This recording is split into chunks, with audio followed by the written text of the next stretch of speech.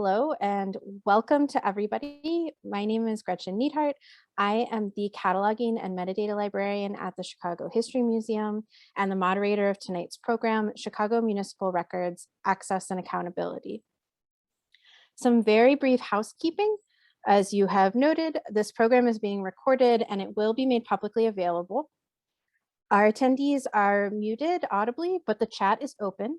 You are welcome to submit questions for panelists at any time using the Q&A feature, and we'll get through as many as possible in the last half hour.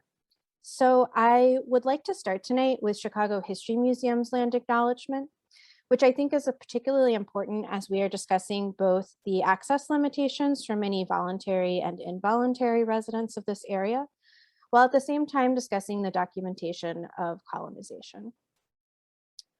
So I am speaking to you all tonight from the ancestral homelands of the Potawatomi people who cared for the land until forced out by non-native settlers. The Ojibwe, Odawa, Peoria, Kaskaskia, Miami, Mascoutin, Sac and Fox, Kickapoo, Ho-Chunk, Menominee, and tribes whose names have been lost as a result of genocide also lived, gathered, and traded in this region.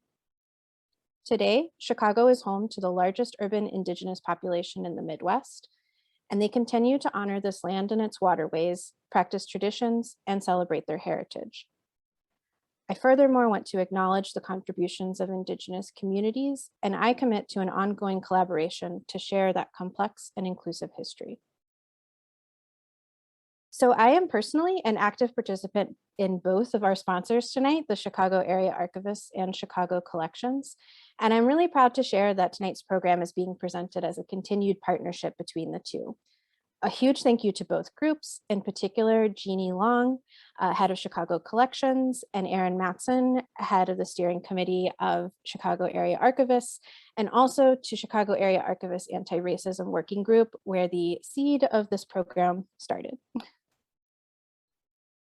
So for those of you who are new to Chicago Collections, it's a consortium comprised of libraries, museums, and cultural heritage organizations, all working together for the preservation, promotion, and sharing of Chicago's rich history. This occurs through the sharing of member archival collections and digital images on CCC's free and open access portal, Explore Chicago Collections, and through free public programs. Please be sure to check Chicago Collections website, chicagocollections.org, for additional listings of upcoming programs, such as our conversation with Gordon Siegel about Crate and Barrel's history. Chicago Area Archivists is a local membership-based professional organization whose goals are to share information on issues of interest to the local archival community, to keep members informed about archival programs and resources, and most pertinent to this program, to advocate preservation of and access to historically valuable resources related to the Chicago area.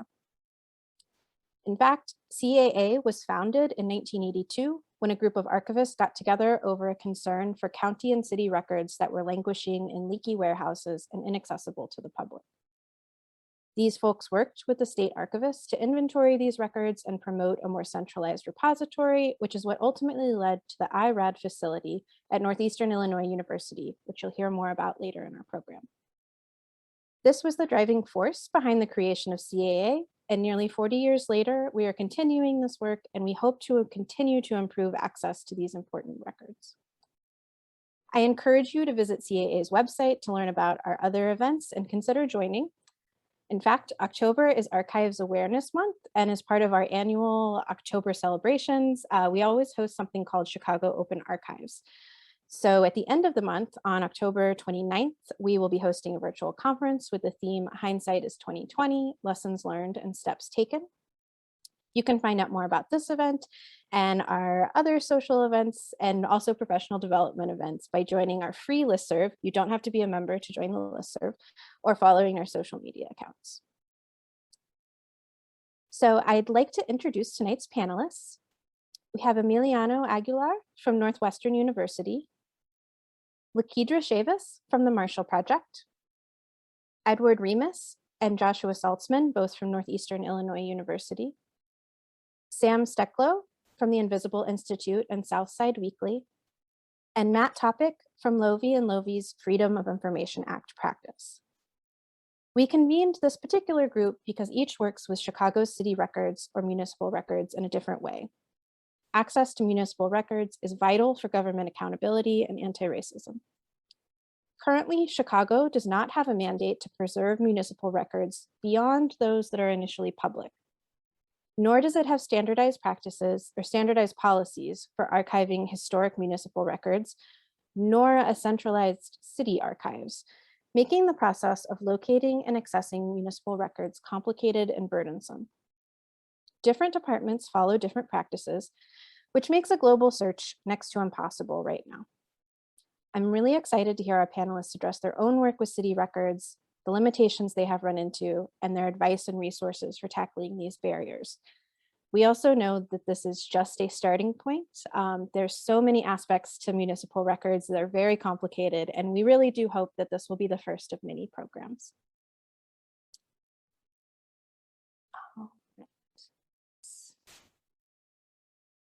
So I'm going to stop sharing and I am going to start posing my questions to our panelists. So I'm going to go panelist by panelist. And first, I would love to ask each of you all to briefly introduce yourself and your work a little bit more. And I'd like you to tell us how you use municipal records in your own work. So I'm going to start with Emiliano. Sure, hi. I'm a PhD student at Northwestern University in the history department. Despite my research being based in neighboring East Chicago, Indiana, I'm trained in Chicago history. Most recently, I served as an intern at Northeastern Illinois University for the Chicago project that we'll be talking about today. And municipal records for me, I think, are a cornerstone of part of my research in dealing and talking about corruption, both like the paranoia of, oh, is this numbered page white out because there was a mistake made, or did they have to replace this at last minute? But especially during times of COVID and archives were closed, I really turned to municipal documents as an opportunity to continue research and I think explore like this untapped, very difficult bureaucratic resource for my research. Yeah, thank you. Thank you. Lakidra? Hi, I'm excited to be here. I'm a reporter with the Marshall Project. It's a nonprofit newsroom that covers criminal justice across the country. But previous to starting that job, recently I was a local reporter here in Chicago for about 5 years. So I have lots of experience looking for and using municipal records just in everyday reporting and also long-term investigative stories that I've done. And I think they're incredibly important to not just making the news run, but also having an informed public. Thank you. Edward? Thank you. I'm Ed Remus. I'm the social sciences librarian at Northeastern Illinois University. And I would say that in my practical day-to-day work, I bring two sets of experiences to this work. One is, on the one hand, assisting undergraduates, graduate students, and even faculty members with historical research, which can often be fairly in-depth and fine-grained. And on the other hand, partnering with the Chicago Metro History Fair to work with junior high and high school students. And I think those experiences inform the work that I'll be presenting because I always try to think about how we can make historic records discoverable and sensible both to advanced researchers, but also to beginning researchers. And that's sort of the spirit that we tried to bring to the guide we'll be presenting. Thank you. Joshua? Hello, my name is Joshua Salzman. I'm a history professor at Northeastern Illinois University and one of the faculty members who Ed helps with his research projects. And my first big research project was a book I did about the environmental history of Chicago's waterfront. And I began that project as a dissertation when I was a PhD student at UIC.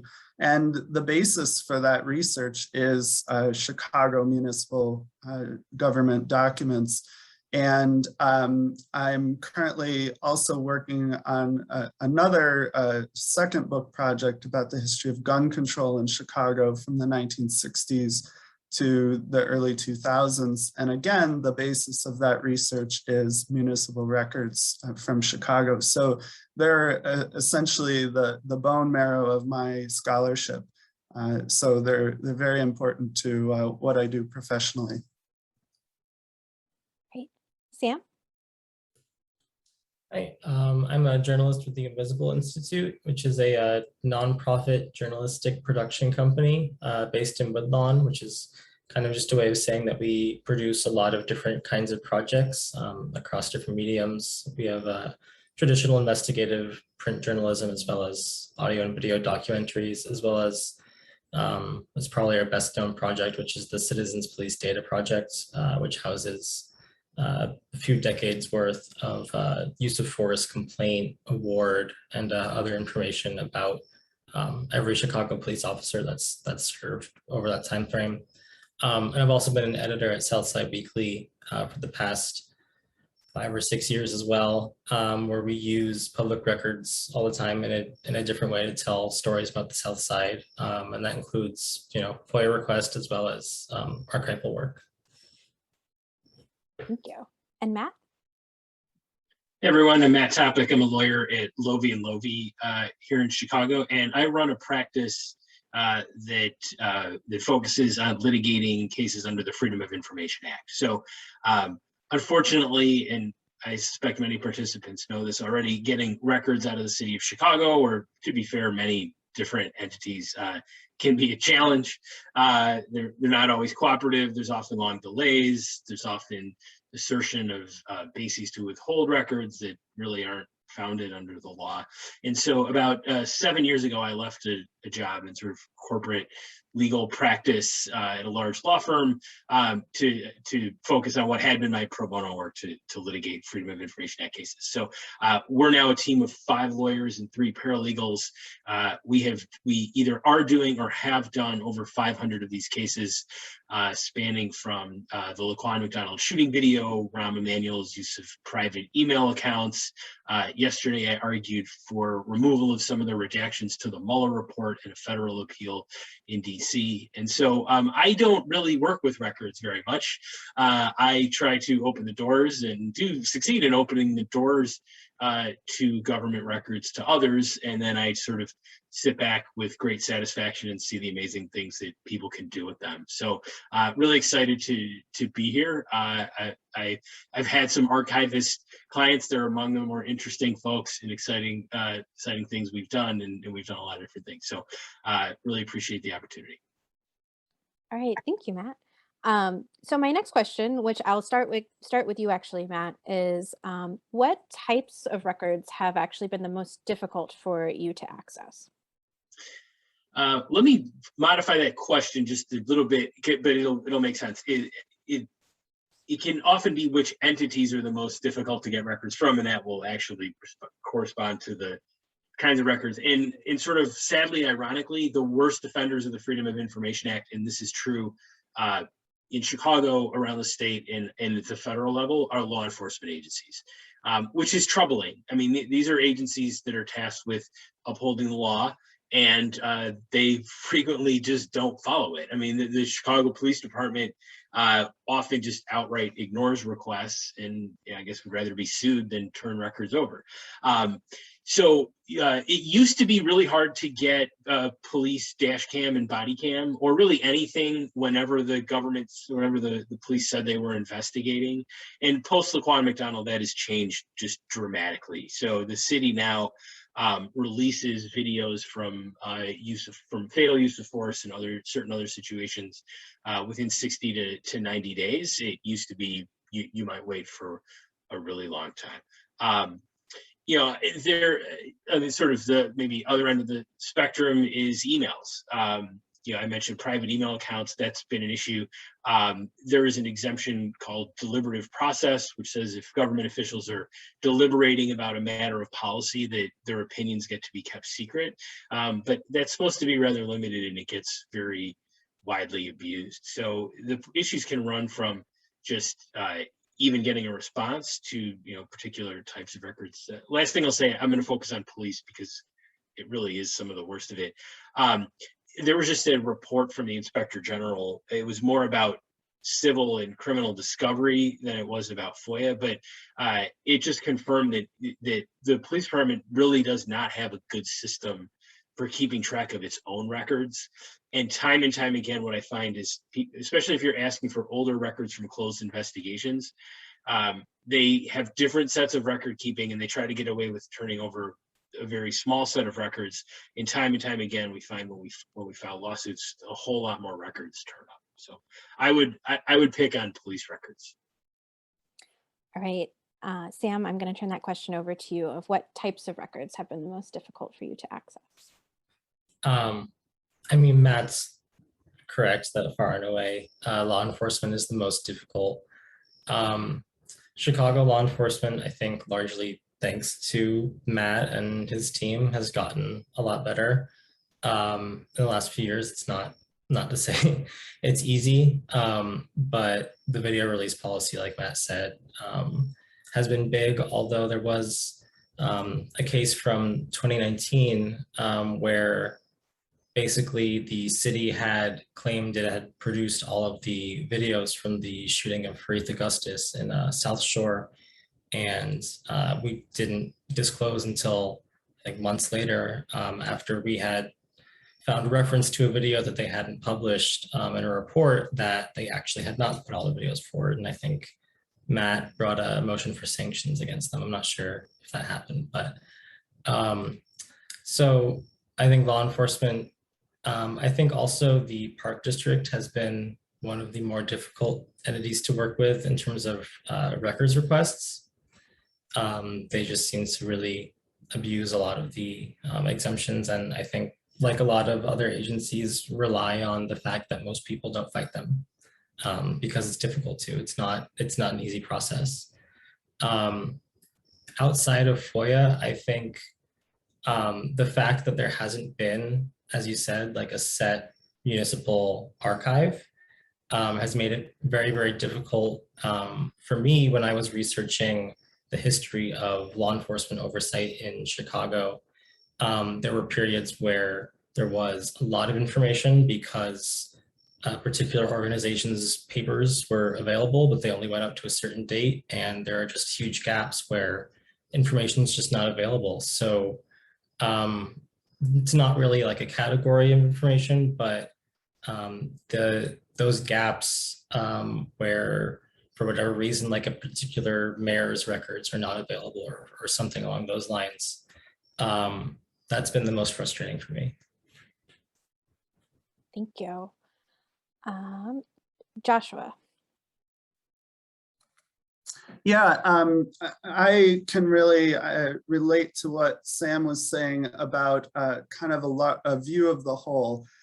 When I came to Northeastern and was hired as their urban historian, I was very happy to be coming to the Ronald Williams Library, where they house an IRAD, an Illinois Regional Archive depository that has, among other things, the unpublished papers of the Chicago City Council from the 1830s to about World War II.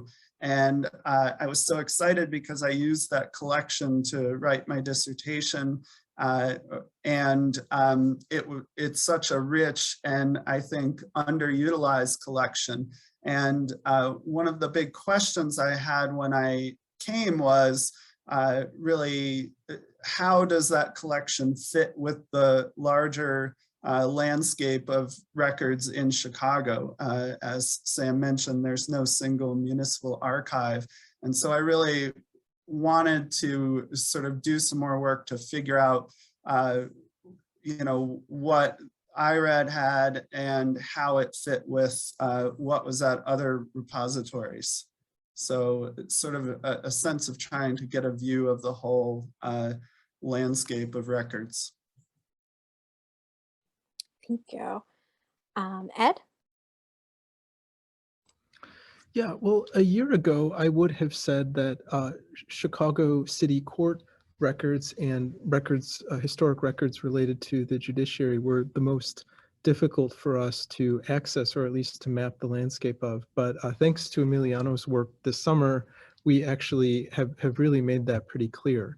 And so at this point, I think in terms of the scope of our guide, mapping out the landscape of historic city government records, we are thinking about some sort of future frontiers, like maybe suburbs, or in particular, areas that were incorporated into the city, like Lakeview Township or Hyde Park Township. In many cases, we know where those historic records exist, but we haven't yet sort of undertaken a systematic mapping of them, which areas were incorporated in the city and exactly where are the records for each of those. And so maybe not the most pressing topic in people's minds, but that is something we're thinking about just to flesh out the scope of the guide. Thank you. Lakidra? I definitely agree with Matt and Sam on trying to get access to police records. I found that even when it's simply just asking questions about what's available or why the numbers may not add up or why they're drastically different, compared to previous data sets that I've gotten, sometimes it can be really, really difficult to get an answer, which then makes interpreting whatever records they're giving you really difficult and sometimes impossible. So you can't even really piece together what's happening. I've also found that asking for records when it could be really politically sensitive for the organization, either it's a re-election or the budget's on the line, that it can be more difficult, and magically the records I want suddenly don't exist anymore. So that's been a challenge. And it's just separate from all of that, getting access to health data in real time has been difficult. Sometimes that data is just not kept by the city, or it is kept, but it's not accessible to the public. So I've had to sort of, try to get at that in a different way. And an example is last year, I did a story about an uptick in suicides among Black residents in the city. And the way I was able to report that story was not using real-time data that would have given a much more bigger picture as to what was happening during that time, especially during the early days of the pandemic, but I used medical examiner data that's kept by the county. And so, yeah, sometimes it is really difficult, especially when what you're reporting on or looking into can be really urgent.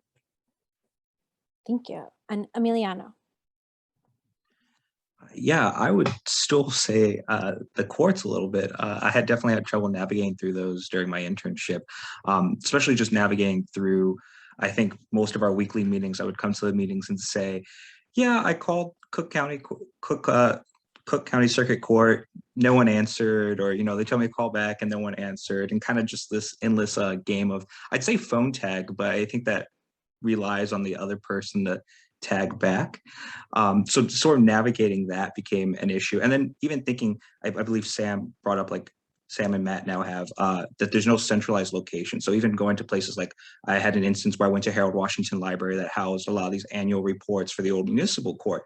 I would have numbers, the corresponding numbers and request to the librarian, like, hey, can you pull these from the back room for me? And they would come back, and every now and then, like, we can't find this one. So it becomes now like this question, is this now lost forever? Was this misshelved? And I know it'll eventually turn up down the road, just not right now when I need it.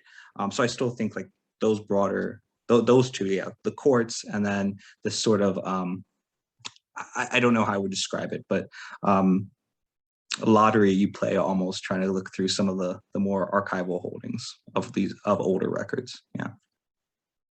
I can assure you that it also gives us librarians and archivists a tiny heart attack every time something's not on the shelf where it's supposed to be. It's not fun for any of us, I promise. So a couple of you have started to allude to this, and Lakidra, I was going to start with you anyway, and I know you've started to mention this, but what advice would you give to others getting started when they're looking for municipal records? Or alternately, like, what do you wish you had known when you'd started this research? I think my biggest advice would be to just pick up the phone and call someone and start just having a conversation about what records you need. I think that can be really scary, especially if you're not used to doing that. But I think through talking to people, you can get a better understanding of what's available instead of just sort of going to search for yourself and, you know, not really finding whatever it is that you need. In terms of like reporting, I find that requesting, which is what I do more often now, is requesting an organization's retention schedule to see all of the records that they keep and how often is really helpful. So I'm just not starting from scratch. And then what I also like to do is go through and read annual reports going back decades for organizations. They usually publish this on their websites, depending on what city agency it is. And you can just learn a lot about what's happened over the years, through the decades, with what's in there. Thank you. Josh, I will punt that question to you. Thank you. My advice really is to start, for at least for a historical researcher, would be to start with the guide that Ed and Emiliano and I have created, because it's essentially born out of me confronting this question of where to go and where to find municipal government records. And it was really animated by a couple really simple questions. What exists and where is it? And how do I find it and how do I use it? And our guide is really, our attempt to answer those seemingly straightforward questions. In so doing, and so trying to answer those questions, we've really enlisted the help and expertise of many really wonderful archivists from across Chicago. So I think that you'll find on the guide not just the wisdom we've acquired in trying to answer that question for ourselves, but you'll also see area archivists interviewed about the strengths of their particular collections. So it goes just beyond what we've learned. Great. And just to let everyone know that Ed, Josh, and Emiliano will be presenting their guide as part of this session. So you will get to see that too. But for now, I'm going to ask Emiliano what advice you would give to others who are starting to look for municipal records. Absolutely. So when I had to begin this internship and navigate the city courts in Chicago, which was very much unfamiliar territory for me, I began with mining footnotes. So I was given some great book recommendations before I started the internship and mined those footnotes, as well as then there's been some great recent reporting and data-driven work done about Cook County Circuit Court. One of the sort of bits that I relied on was the circuit, which was a byproduct from like Better Government Association, Chicago Reporter, and Injustice Watch, I believe was the third group. And they looked at the Cook County Court for like the past 3 decades and really using that and kind of like then just taking it back further and trying to, as a historian now, I was interested in the entirety of the history of the courts in the city, try and, fill in the gap between start of Chicago through now, where the circuit project began. Yeah, thank you. Thank you. Ed? Yeah, well, I would actually echo for historical research, something that Lakidra mentioned about present day research, which is be attentive to whether you might be able to find something in county government that relates to the city and vice versa. Certainly historically, that's one of the challenges that we had to wrap our minds around, that certain institutions like courts or hospitals or other institutions of urban governance would sort of shift in jurisdiction at times historically between city and county. So just be aware of that and be aware of how data or records of one type could potentially illuminate the other side of that divide. And then I guess my other piece of advice is simply ask a librarian, and ask a librarian if they know other librarians, and keep following that trail of librarian referrals, because that's the only way that we were able to bring all of this information together. And whether you're a junior high school researcher or a PhD researcher, I think that's still a great tip. Thank you. I appreciate the the librarian shout out also. Matt?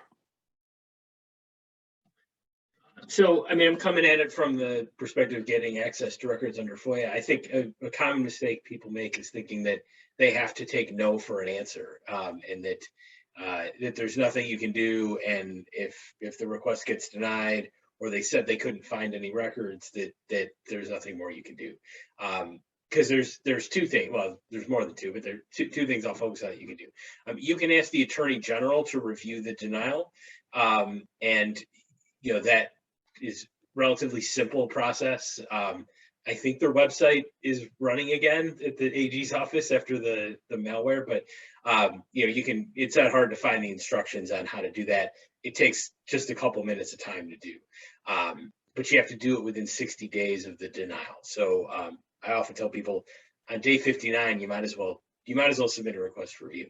But often that takes like a really, really long time, like months or even years sometimes. And it often ends in a non-binding decision, which means that if the government agency doesn't want to do what the Attorney General says they're supposed to do, you don't have any remedy really other than shame. You're just sort of back to where you started. So your other option is the law says that if you can go to court to challenge a denial, you don't have to know that you're right. I mean, we have a lot of cases where, we strongly suspect there's more records, but until we get into the case, we won't really know that definitively. The government bears the burden of proving a reasonable search, and it bears the burden of proving that any asserted exemptions actually apply to the records. So you start with a huge thumb on the scale, and then you add to that the fact that the statute provides that if you prevail, the city or the whatever government entity has to pay your legal fees. So a misconception is, I can't afford to hire a lawyer. And the statute has addressed that, recognizing that not many people are going to spend tens of thousands of dollars out of their own pocket to fight for records. So there's a way that you can do that and it need not cost anything. So I think, people sort of thinking that a denial is the end of the road is a common mistake. Thank you. And Sam, I'll posit that question to you too. Sure. I think a lot of people, when they are first, and this is either, I guess, archival research or FOIA requests, have a topic rather than a specific thing that they're seeking. And that's not a bad thing, but especially with a FOIA request, more often than not, if you have a FOIA request that's for a topic rather than for specific records, it'll be fairly easy for them to blow you off. So with FOIA requests, I think a great place to always start is with the policies of the organization, the written rules or the ordinance that created the body, or if there's an audit report or something like that, that kind of just describes the process that you're interested in, I think will just give you a wealth of jumping off points. I guess on that same note, I think you should over FOIA. If you think like any government body has touched something that you're interested in, you should ask them for everything they have, because you don't know what they have. It could be the same as what the other public bodies have that you're interested in, but it could also either maybe they held on to something longer than another body because of different retention policies or for whatever reason. Worst case scenario is you get duplicates of records that you already got. So that's been something that's been really helpful for me, is to just find everything you can possibly ask for and ask for it. And then I would echo Matt and just know what the denials actually say, which doesn't mean that you need to be an expert. Just go and compare what's in the denial letter to what's in the law. And if you're like, this doesn't match up, then the PAC can be useful. It has a lot of issues, especially with timeliness. But I think one of the things that's really good is if you make a good argument to the PAC and they send that to the public body, sometimes the fact that the PAC is looking into something is enough to get them to back off. Or a letter from someone like Matt is enough to get them to back off without any actual enforcement. So just knowing the ground that you're playing on with them, because they can make something sound really scary in legalese and it can just be absolutely nothing. Thank you. And could you remind us one more time what PAC stands for? Yes, sorry. The PAC is the Public Access Counselor, which is the office within the Attorney General's office that will handle a FOIA denial appeal. Awesome. Thank you. So my next question for folks is very related to this one. It's what resources or processes do you have that have made this easier? A lot of you have started to address this already. So I'm going to start this part with the NEIU folks, and they can share their screen. All of you should be able to do that, so they can share their guide. And then Sam, Matt, and Lakidra, if you'd be thinking if there's any other resources, we'll come back to you all after this short demonstration. Yeah, so I will share my screen and give everyone a little tour of our guide, just recently made public. So there may be a few small errors, but I think it should be mostly fit for public viewing. So on our homepage, we describe the purposes of our guide to help researchers locate and access Chicago City government records, historic records, both online and in brick and mortar archives throughout the city and beyond. So I'm going to focus on our 3 original pages. We expanded the guide out a little bit, but we started with these 3 pages: departments and agencies, city council, and city officials, and then we added some others over time. So first, on our departments and agencies page, you can find a genealogy of city departments. This is through the Harold Washington Library's Municipal Reference Desk. We offer in digital format a historical list of city department heads, which can be really useful. One thing that I should point out is that researchers often start being interested in a particular city department or in an area of urban governance that is in some way managed or intervened in through a specific department. And so this can be a good starting point, right? Just to understand which departments have existed over time. And for that, the Harold Washington Library also offers a list of the departments that they have records for at their location. But of course, not everything is limited to the Harold Washington Library. One can also search for in Archie, the Chicago History Museum's catalog to see if they have records pertaining to a particular department. And then of course, some reports, historic reports, have been digitized and can be found via Google Books or HathiTrust. Much is available obviously via the Chicago Collections Consortium. Now, research in a particular department or area of city governance may take one to the city council.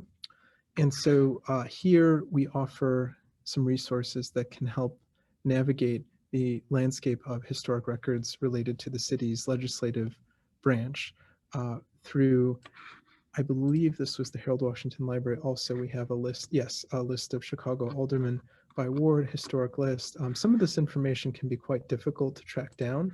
And so we tried to just sort of put it front and center here to give people some starting points. Also, this is very important, Chicago City Council Committee genealogy. My understanding is this is a potentially incomplete list, but still a wonderful starting point to know which city committees existed, city council committees existed at what times. Then this page proceeds to discuss the published proceedings of the Chicago City Council, which are located at the Municipal Reference Collection at the Harold Washington Library, as well as the unpublished Chicago City Council proceedings files, which, as you see here in this paragraph, contain a lot of very specific types of documents that would be of much relevance to historians. And then we also mention here some other ways that you can access these documents. Essentially, the Chicago City Council proceedings files are the files and any documentation that was brought before the City Council as it conducted business. And we are actually in the process of digitizing the Chicago City Council proceedings files indexed so that folks will be able to access that digitally. Digital copies have been made, but we're currently uploading them to our Digital Commons. I realized that I forgot to give you all the website, so my apologies for that. I'm not sure if you had it before, but I'm going to go ahead and just paste that in the chat quickly. Oh, this is going to panelists, so everyone can sort of follow along. Okay, and then the final of the 3 initial pages that we started with is the city officials page. And here we have a very helpful centennial list of mayors, city clerks, city attorneys, city treasurers, and aldermen from 1837 to 1937. It's a big PDF, but you can see that we offer both PDF and HTML here. And that's probably one of the richest documents in this section. Also, again, the department heads list and list of aldermen by ward. We also offer some advice on finding records about city officials, and this is fairly straightforward. It's typically a matter of searching for their name in relevant websites and archives like the Chicago Collections Consortium, and potentially also using Archive Grid to see if there may be records for city officials who relocated away from the city, and maybe their records could be stored in another city or state. So with that, I will continue to share my screen, and I'll pass the mic over to Emiliano, who will talk about the courts page. Absolutely, thank you. Yeah. So with the courts page, the first general bit was really to give a chronological overview of how the court system has changed in the city of Chicago. I think that's was one of the greater challenges I had, considering that, right, like that Chicago is now only grown in size with the sort of governance structure itself, and really giving this overview up until I think one of the main turning points being the Municipal Court of Chicago Act. So where possible, hyperlinking in, yeah, you can click in if you'd like, please, hyperlinking in the actual sources so that people have an understanding then of how these systems of power were structured, mainly by the legislature for the state of Illinois. And then I note then the sort of slew, because the Municipal Court of Chicago Act let chief justices establish courts for all sort of things, right? So the slew of different courts that I found: morals courts, boys courts, speeders courts, so sort of like a traffic court. And these all were built at the discretion of or established at the discretion of the chief justice, and created, I think, not only as like a researcher, but I can imagine back then a very all-encompassing mess of a network of legal proceedings. So then giving the idea of that in the 1960s, these conversations coming about that the court structure needs to change, and kind of walk through on how these conversations establish sort of the structure we see today, are hyperlinked into Cook County Circuit Court structure presently, just to give people an idea of now sort of the, I believe it's all the way at the bottom, their organization chart on this page. Yeah. So just, it's a lot neater than what it was, being the main point of this bit here. Yeah, close, please. And then sort of the finding the records. I think that was one of the things I underestimated before beginning my graduate studies, is just how far apart some of these archival holdings or these records are. And I can only imagine, you know, without something like this guide, looking for something going from UIC to Hyde Park to the Loop to Harold Washington to Chicago History Museum, and still maybe not finding what I was looking for, just because there is no centralized location for these documents. And so, using then this section about finding records on the city courts to note some of these. Although not that far away, one of the instances of someone moving out of Chicago and their records being somewhere else was Judge Harry Olson, whose papers are at Northwestern. Gilbert, who's included in here, some of his documents are at his alma mater. I am blanking, I can't remember if it was Yale or Stanford. So for example, there's then this whole a whole mess of records about the Chicago courts that are nowhere, not even located in Illinois. And then really trying to note what digitized materials there are, giving a sense very generally, I did eventually get that phone call back of what kind of materials are in the archives department at Cook County Circuit Court. There's quite a bit though still to be added on to this. I feel like there's whoever comes after me will still have quite a bit to do. Thank you. And Josh? Yeah, the part of the guide, I'd like to highlight 3 parts of the guide very quickly. Ed, if you would click on archives for us, please. One of the things we did in this guide was we had the opportunity to go visit repositories around Chicago that hold many different Chicago city government documents. And we interviewed the archivists who work with those documents. And we created 2 sets of videos from those interviews. One set is a set of short videos that are about 2 to 4 minutes in length that are really aimed at, say, a high school researcher, maybe someone working with Chicago Metro History Fair, or perhaps an undergraduate researcher. And the purpose of those shorter videos are to give those researchers a sense of both what kind of documents various repositories have. So we did the Municipal Reference Collection at Harold Washington Public Library. We went to special collections at UIC. We went to the Chicago History Museum, and we interviewed archivists in IRAD at Northeastern Illinois University. And our goal was to give people a sense of what those collections have, but also, especially for the student researchers, a sense of how to begin using archives and archival collections. We were thinking that you know, a lot of student researchers might be somewhat intimidated by the you know, process and the act of going to an archive, many for the first time, and we wanted to demystify that. So that's what those shorter videos aim to do. The longer videos are aimed more at seasoned researchers, and they run about an hour in length. And what they are aimed at doing is really kind of capturing some of the archivist's expertise and preserving it and imparting it for researchers.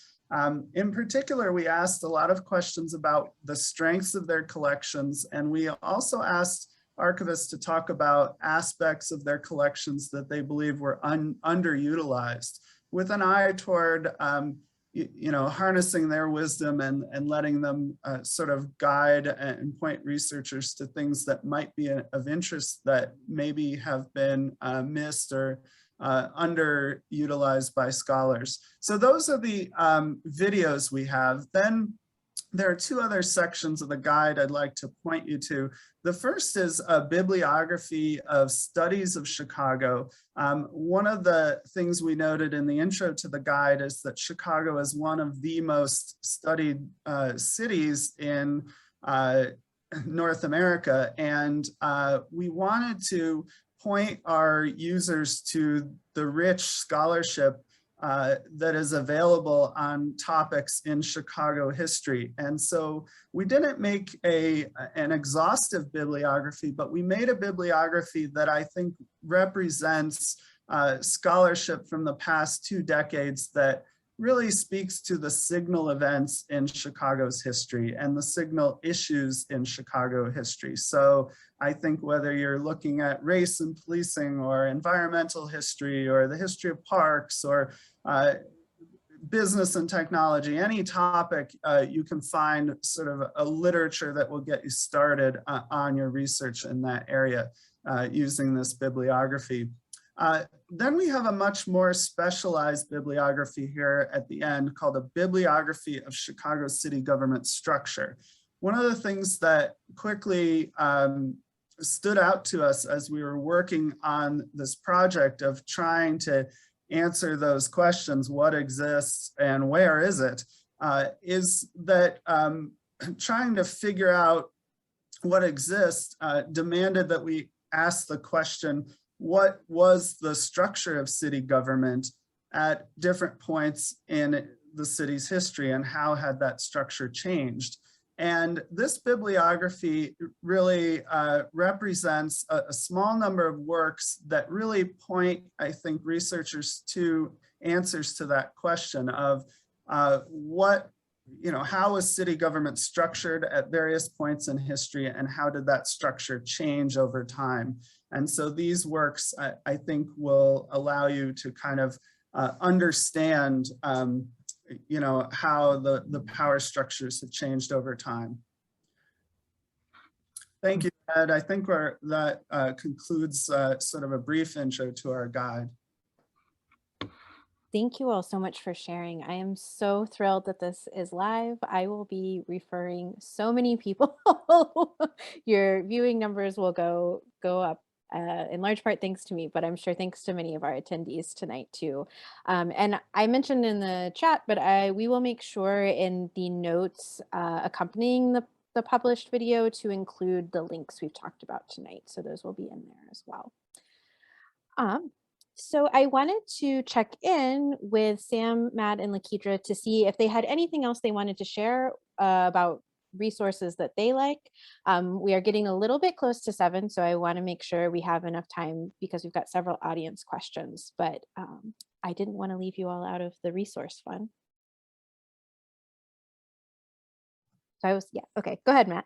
Yeah, I'll add a little bit. I mean, it's nowhere near as comprehensive, but to take it into sort of the modern day, using FOIA to get records, there are a number of resources within the statute that are very helpful. I mean, typically, FOIA doesn't say anything about having to create records. It's just about access to existing records. But there's a few provisions that are really helpful, and it would be really cool if somebody made a comprehensive compilation of this across every public body in Illinois. So one is that the entity, the public body, has to provide on its website and in its offices a brief description of itself, including what its purpose is, functional subdivisions, operating budget, and things like that. And sometimes that seems sort of, well, it's the city of Chicago, we know what it is, but Illinois has, like, per capita, by far the most number of units of government. We have mosquito abatement districts and all kinds of like hyper tiny little units of government, and sometimes you have no idea what they are. So that can be really useful. And then similarly, every public body is supposed to publish on its website and in its offices a list of all the categories of records under its control, which can be really useful. Unfortunately, those are often like very generic, and I think it's an area that we could do better about holding public bodies accountable and making sure they're complying with that, because to have a broader view of the sense of all the kinds of records that are kept, I mean, it's sort of like it's for current records, it's sort of comparable to having a clearinghouse of like, this is all the historic stuff. So those are some resources people often don't realize they could take advantage of. Thank you. Sam or Lakidra, anything you wanted to add? Nothing to add, but that was amazing. I wish I organized everything that I've gotten from the city in that way. I just tend to keep it all in my head, which is not the most helpful. Yeah, just really impressive guide that I'm very excited to use. 2 things that I guess have been helpful for me. The Chicago Collections website, which, if you're not aware, aggregates the collections of a lot of different special collections, like Chicago History Museum or UIC or UChicago. I'm sure I'm missing like 10, but that's been super helpful for me. And also, when I've been frustrated by not being able to find actual primary source records of what I'm looking for, newspaper archives are incredibly useful. There were way more reporters previous to now producing way more journalism, and some of it was very bad and of its time, but a lot of it is useful, and if nothing else, can help you gain an understanding of what the systems were. So newspaper archives, and then at Chicago History Museum, and I believe at a collection at UIC, there are copies of the Chicago Journalism Review, which was an outlet that lasted like 6 years maybe, but it was a place where a lot of reporters for the more major outlets were able to publish things that were politically sensitive or that were criticisms of the media. So I think a really famous example is they had a whole issue about the Chicago Tribune's incorrect reporting about the killing of Fred Hampton, and how that happened, and how the Tribune ran, lies that nail heads were bullet holes. So those have been very useful for me. Thank you, everybody. I have one sort of lightning round question for folks before we go to audience questions. So I want your answers, but I also want them to be pretty brief. Where do you hope the future of municipal records in Chicago is headed? What would be like your one wish? And I will start with Ed. I don't have a big picture view, but we are putting the Chicago City Council Proceedings Files Index on our digital commons, and I wish for that to be completed as soon as possible. I'm trying to make that happen. Awesome. Thank you. Emiliano. Yeah, I think some conversations need to happen on just sort of like how records are preserved today. I know there's been quite a bit that, during this post-pandemic that I could go turn on Facebook and watch council meeting minute, but then still like that adds questions now about like access and equitable. There's still neighborhoods that are 20 to 40% without internet access. So these are like conversations that need to still happen. Sam. It'd be great if the city could start taking a more active role in all of this. There are lots of resources that are kind of spread disparately, like the Chicago Guide and like Invisible Institute CPDP, and those are great that private organizations are maintaining those, but it really should be within the city's interest to make all of this information as accessible as it can be. Matt? I mean, I'm looking forward to a day when AI and other sort of fancy computer stuff like that can be used to just make it dramatically faster to get access to records, and even predictively sort of but recommend whether things might be exempt. I think the whole process could be made just tremendously easier than what is now a very clunky, largely manual system. Keitra? I think just more transparency on how records are kept and maintained, and also access, I think, will continue to be a big issue. And, I don't think people should have to learn about municipal records through trial and error, and, just making it accessible goes a long way. Thank you. And Joshua? Well, I think my wish would be something like a municipal archive, which the city had until 1992 and closed down in a round of budget cuts. And I would love to see an institution like that again. And I want to clarify for folks, and others may know even more about this than I do, so feel free to put that in the chat if you would like to. There's a really good reader article, though, from when the Municipal Archive moved from the city's kind of being within City Hall to the Harold Washington Library Center. And I highly recommend seeking out that reader article. It's really good. It sounds like it was written yesterday, and I believe it's from 1992. But it talks actually, may I add that it's linked on our guide? Oh, perfect. On our first page. That's probably where I first read it, actually, when I was an early reviewer. But it goes a little bit into the difference between, or into what that library collected, which I believe was mostly the published materials that came out of the city of Chicago, in addition to some other materials, but they weren't necessarily keeping, the mayor's agenda for every term, or the things that we think of as a little bit more like kind of behind the scenes archives and records. And thanks, Ed, for putting that into the chat. So I'm going to move over to our questions in the Q&A. And our first one is from Tim.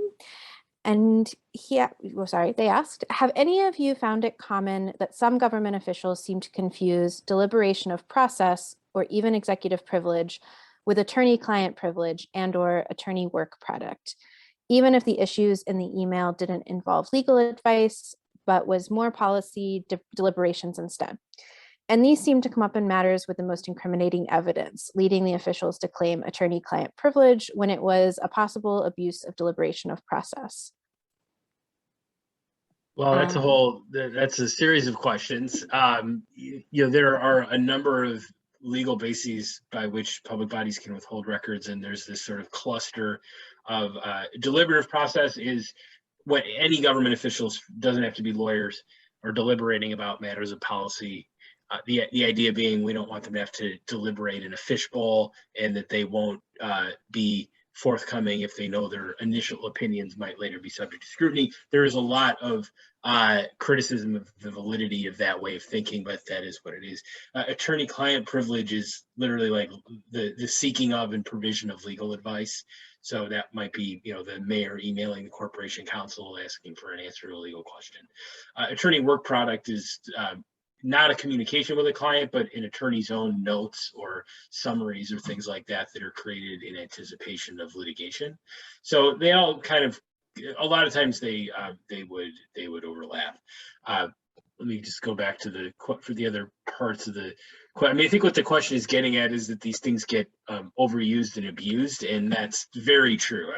Just one kind of clear example would be the mere fact that a lawyer is involved in a communication does not necessarily make it privileged. It may not be legal advice. It might be political discussions. What are the political ramifications of this decision? That's not legal advice, but that gets overused all the time. Thank you. Does anybody else want to comment on this question? Okay. I have a question from Dave for Sam. What would be, so this is from an early comment you made where I believe you mentioned there were notable gaps in records. So what would be another example of notable types of gaps in city records aside from, say, an entire mayor's term? I don't know that I've necessarily come across anything that's directly comparable. I think maybe another example would be there have been city departments that have been created and merged and split and shut down and then restarted over the years, and being able to trace that is quite difficult. I'm sure that the NEIU people can talk more about that, but there was the City Department of Housing, and then it was Planning and Development, and now there's a Department of Housing, and there was a Department of Environment that Lori Lightfoot said she was starting in. And so just being able to know where housing policy was in the first housing department, I wouldn't even necessarily know how to find that. So I think that's another argument for a municipal archive. Thank you. And if anybody else would like to answer that question too, feel free. I would add appointed officials within city government. So some of the records that, not just because of time, but the Justice of Peace records. Those Justice of Peaces were appointed by the governor. You just had to be 25. You didn't need legal experience. I could have been a bartender in Pilsen that the governor liked, would appointed. I wouldn't have an office. I would have, more often than not, the Justice of Peace use their places of business as their office. So we're then talking about where do I put these records when I'm no longer Justice of Peace? Do I have even a filing system? But there's modern day parallels. I'm thinking Micah Miscuel wrote a really neat article recently about a machine in the barrio talking about Latinos, primarily Mexican Americans, that Mayor Daley appointed and served as sort of his negotiators, brokers within primarily ethnic Mexican neighborhoods in the city. What they might have done, and that's part of what he talks, even trying to tease out what did these people who essentially worked for Mayor Daley do in these neighborhoods. There's no paper trail going back, or not going back, but talking about this from the 60s or 70s. Yeah, so I would add that. Really quick to add to that, aldermen are not subject to FOIA. And so I think that's a huge black hole as well as the papers of aldermen. I'm not sure if any of have donated their papers to a collection, but they're certainly not required to. And you can get city council committee records, but it's very difficult to get records from an aldermanic office. I'll just add that's an area that is just calling out to be litigated to some extent, because the way that FOIA has been interpreted, and fairly the way it's been written, is because individual legislators can't transact public business on their own, that their records don't pertain to public business. Now, anyone who lives in a ward in the city of Chicago knows there's a whole lot that the alder person does that it is not legislative at all. I mean, it's their fiefdom, and that has not really been addressed in court, and it should be. All right, thank you, everybody. So I have a slightly longer question from Heather. So working with the USA COE, which I'm not 100% sure what that stands for. So Heather, if you want to put that in the chat, feel free, or others may know. The Chicago Park District created the Shoreline Protection Project with a $500 million budget.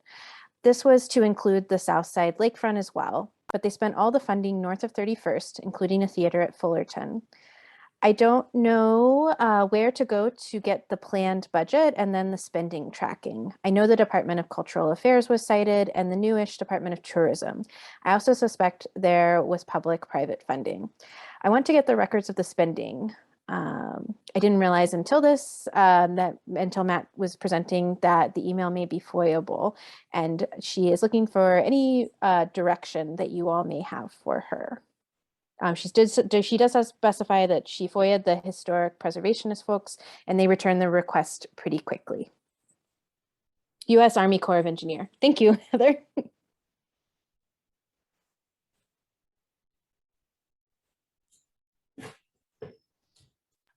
I'm happy to go ahead, Sam. You know, the art of how to make FOIA requests is a whole other discussion. It would take a long time. So, but I would say generally things that relate to the use of public funds are like pretty much always subject to disclosure. The question is like, what kind of records will they have? And one place that I find to be useful to start is imagine that in a well-run government, isn't that something that somebody would write a memo about or a report about, right? If there's going to be $500 million in spending, assume that there's a budget that was written and somebody did something to keep track of that. And you can kind of start there and then see what happens. Sometimes you have to go in the opposite direction though, and just, you can ask for emails and specify the search terms you want used and just have them search, and you can start to back into it. Last thing I would say is sometimes it takes many, many rounds. Lakita, you probably could, from FOIAing as a journalist, could probably speak to this quite a bit, that like you think you know a little bit and you make some FOIAs and then you get records and you learn more. And then, oh, okay, there's a 952 report that's supposed to be filled out every time this happens. So I want the archive of 952 reports. So, sometimes going at it multiple times can be helpful. Yeah, I would just echo what I said earlier about FOIAing everyone you can. So like one agency that's involved in this protection project is the State Department of Natural Resources. I'm sure a lot of things go through them that maybe they didn't create, but they can release through FOIA.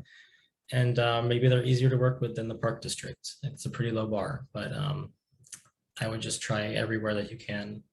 And, if you describe, I want a document that sets out what the budget is, and then a document that sets out what the spending was. Those are relatively standard government records that they arguably should be able to find. And if they're saying they can't, then that might be an appeal. Great, thank you, everybody. We have a question from Linda, whether she's wondering what your impressions are of the Chicago data portal. Is it useful to researchers or does it leave a lot out? It leaves a huge amount out, I feel. And you don't know unless you know what you're looking for, or you FOIA'd similar data and you've seen all of the fields and options that are often not immediately available to the public. I was actually quite shocked when I realized that. I think it's good for like any type of preliminary analysis or just to see what's there. But I think, you know, doing a FOIA request and just asking for like, you know, their data, you know, coding and how they determine everything is helpful just to see what's there. It's really, depending on what data you're looking at from that portal, it's just not very reflective of everything that they keep.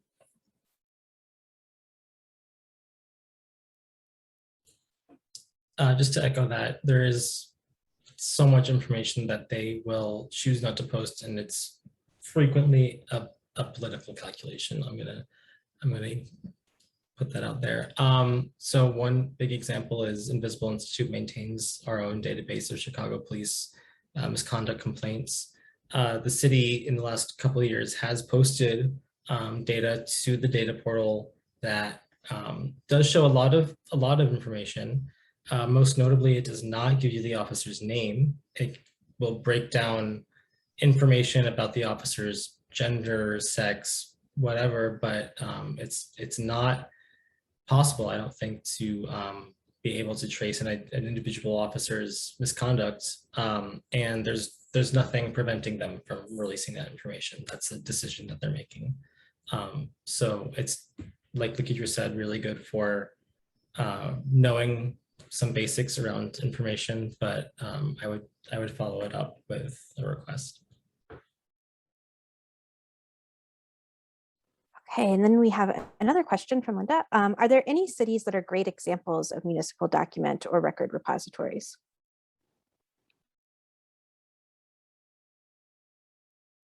I'm seeing a lot of skeptical faces. I guess I would amend the question of, even maybe if not for the entire municipal government, are there any examples of accessible parts of governments or other cities or departments that you have admired?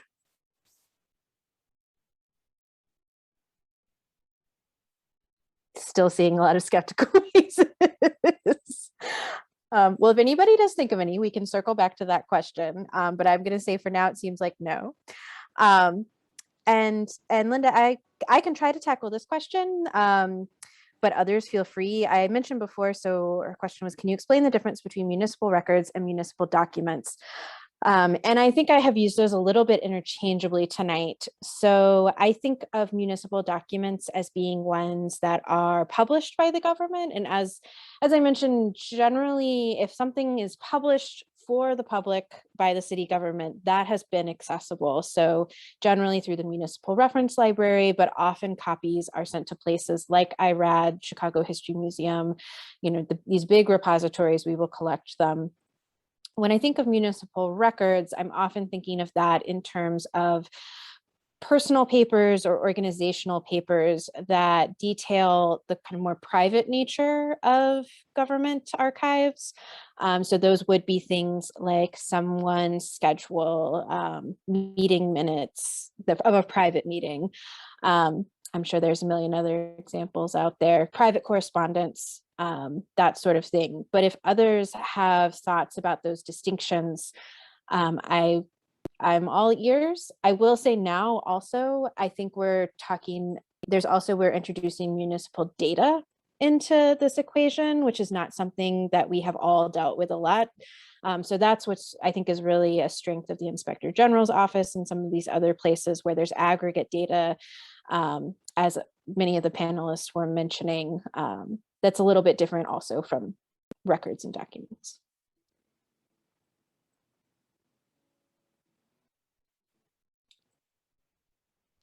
Okay. And I'm also happy to address the question why the city clerk isn't on this panel. And that's basically because this is our first foray, and we went through our personal connections and our professional connections, and mostly through Chicago area archivists planning this, and none of us had a line to the city clerk. So they would certainly be somebody we would want to include in the future panel. And quite frankly, also, you know, one of the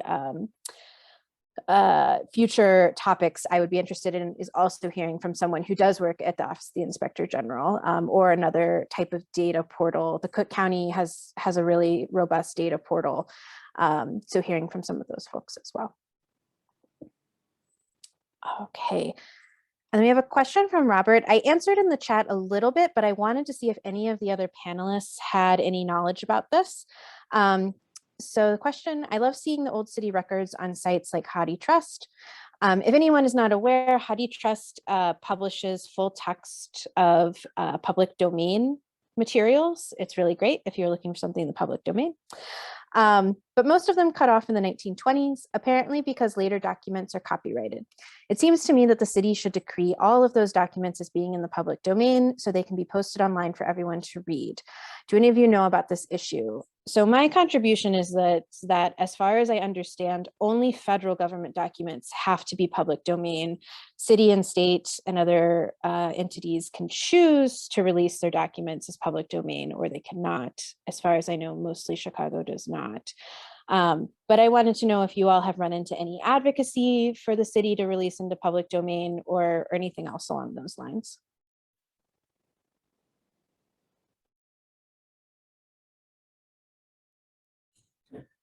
I don't have a specific answer to this, but there was a time when I was going through the Harold Washington papers at the library, and I started to take pictures of the report that I was going through, and the librarian came over and stopped me and said, this is a copyrighted manuscript, I think. I said, this is a city record, like it would be subject to FOIA if I asked for it during this time, you know, why can't I go through it? And I ended up having to like write a letter explaining that it's a public record and it would have been requestable as a FOIA request if it wasn't housed in this archive. It was just a city document. So individually that's worked as like an argument. That doesn't answer the question of like decades of, you know, papers not being available, but maybe Matt can speak more about the interplay between public records and copyright, but making that argument's been successful for me. We could do an hour-and-a-half session on the intersection between copyright law and open records laws. You know, one way I've seen court, Illinois, I don't think has really wrestled this to the ground. Some courts have said to sort of get around the issue, to say that their open record law at least gives you a right to view the records. But if it's copyrighted, the government can allow you to view it, but not actually make copies of it. I mean, the whole idea of government copywriting is just appalling to me. But it is a function of state law and how states want to handle it. And very, very often, I mean, if you're not collecting the records to turn around and sell them, or otherwise, you know, kind of make the whole idea, there's fair use, right? Which some people might know. Now I'm gonna, don't get me going, I'll talk forever. But that not all copyright infringement is actually copyright infringement. Sometimes you actually do have a right to information. And the fundamental question is like, are you taking a market away from somebody who might be able to sell this material? And a lot of instances, government records like that, it would be unlikely to be the case. So it's a very thorny question, and the easiest fix is just the city of Chicago should say we waive all of our copyright and everything. Someone who would love never to have to deal with copyright restrictions ever again, I'd be very into that. But I realize I'm I'm on one very specific side of that equation. So we have a question from Grace in the chat that was partially answered by Ed, but I wanted to pose it to everyone. They said, I work at the Newberry Library, and one question that comes up is records from Municipal Tuberculosis Sanitarium. Has anyone run across those records? And then later they specified looking specifically for patient records.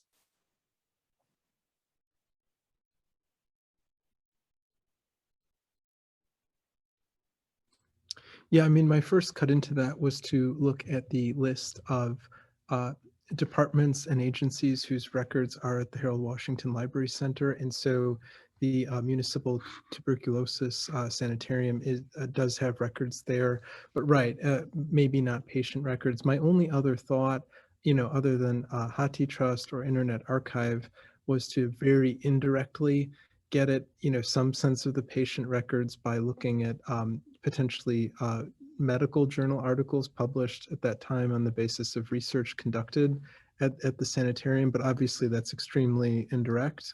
So I really don't have a direct answer offhand.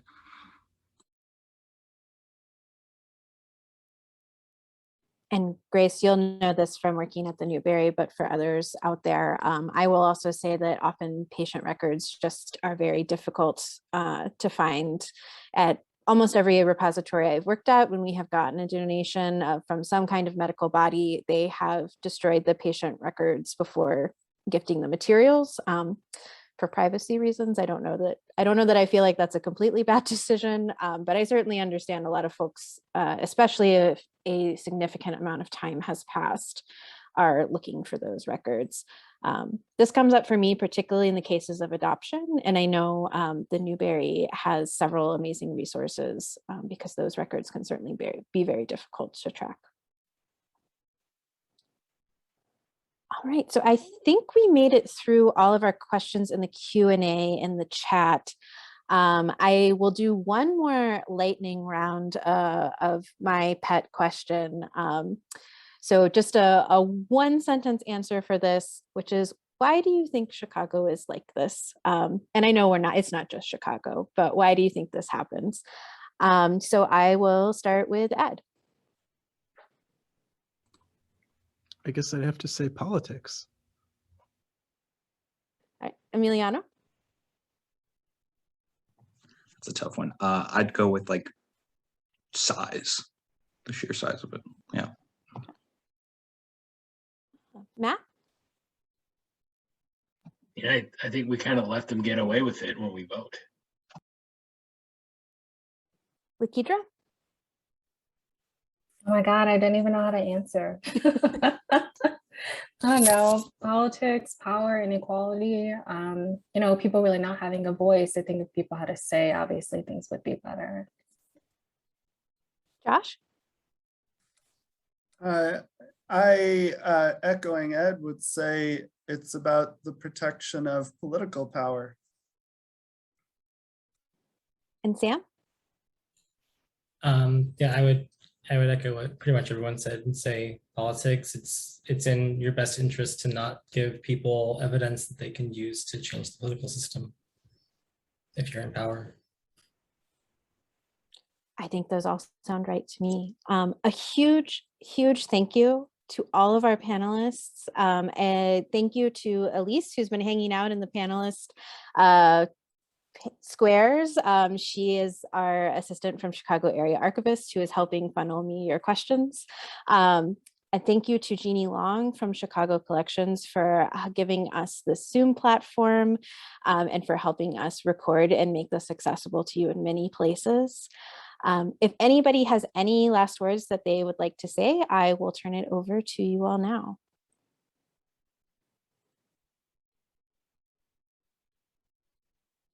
Thank you, Gretchen. Thanks for putting this together. Thank you, everybody. This will be, like I said, I'm really hoping this will be the first of many programs. Chicago Area Archivists Anti-Racism Working Group convened last summer, and one of our main points that we really wanted to work on was increasing information about how accessible Chicago city documents were or were not, and what are ways that we can push that type of accessibility forward. So I think education about what the current state is the first step. This will, like I said, we only touched the surface here. And then advocacy is really our next step there. So I think we've got lots of ways to do that, whether it's putting records into the public domain, whether it's advocating for a central location, for more robust retention schedules from city departments. So we've got a lot of work to do, but I am so excited by these panelists and the archivists and others who are attending, because I know we're all committed to this cause. All right. Thank you to everybody. And Jeannie, I wanted to check and see if you had any last words from Chicago Collections. No, I second your thanks to every one of the panelists and this conversation tonight. I hope in our partnership with Chicago Area Archivists will continue to offer programs like this, and with the end game of making this information more accessible and available to everyone. So thank you all. Awesome. Thank you, everybody. Have a great night. Thank you. Thank you.